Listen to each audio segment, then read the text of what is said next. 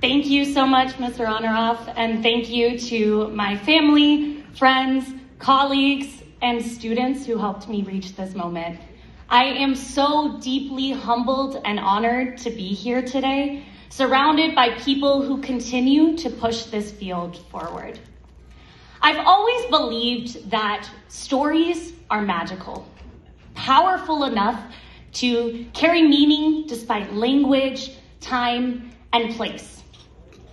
Stories were how I navigated the world, growing up in 5 different countries. Where I come from, salsa verde, tortillas, gyoza, and paella all share the same pan. I am proudly Mexican, Catalan, Spanish, US American. Viva Mexico! Unfortunately, schools didn't always value this richness. I navigated through K-12 schooling with an undiagnosed learning disorder until my senior year of high school. I not only struggled with academics, but to find my place in schools and to see myself reflected in classroom spaces. Es que no era suficientemente Latina, but somehow I wasn't American enough either. Like many of our students, I grew up in the in-between, between languages, cultures, and expectations in a world that wants us to fit into nice, neat boxes. This year's theme matters because breaking barriers were never just about language. They were also about who gets to belong. For generations, multilingual students have shrunk themselves. They've silenced their accents, separated their languages, and left parts of themselves outside of the classroom door. There's a phrase in Spanish that I love, mar de fondo, a deep ocean swell that over time reshapes a shore. Bilingual education is a mar de fondo, a movement sustained by educators, students, and families who refuse to believe that bilingual education is something to hide. Like they mentioned, thank you. Like they mentioned, today I serve as a bilingual special education teacher, interventionist, and department head at MS50 in Brooklyn.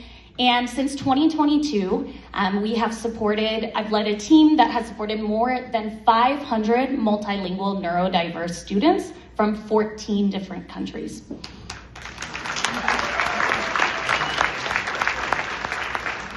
I also created a tool called MAMU because I believe teachers deserve to have access to resources that leverage student strengths and that create ecosystems that enable students to have access to support that's consistent.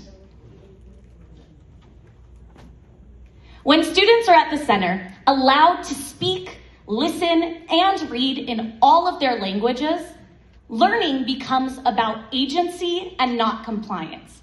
Identity is a strength and not a weakness. In this country, we have 1 in 5 students that are multilingual learners. And like a mar de fondo, multilingual education is not something that will be easily stopped. They may try to erase it. They may try to block its reach, but our waves will return to the shore una y otra vez, until coastlines are changed and until schools acknowledge that bilingual education is not the exception, but the norm. Because when we break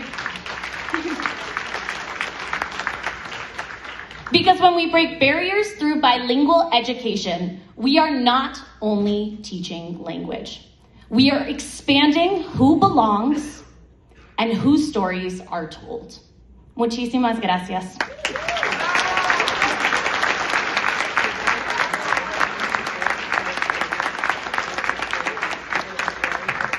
On behalf of NYSABE, we'd like to present you with your award. On the 50th year anniversary, Breaking Barriers Through Bilingual Education 2026, the Dr. Ximena E. Zate Bilingual Teacher of the Year Award, presented to Ms. Sofía, María, Bosch, in recognition of her exemplary leadership, unwavering commitment, and tireless dedication to bilingual education.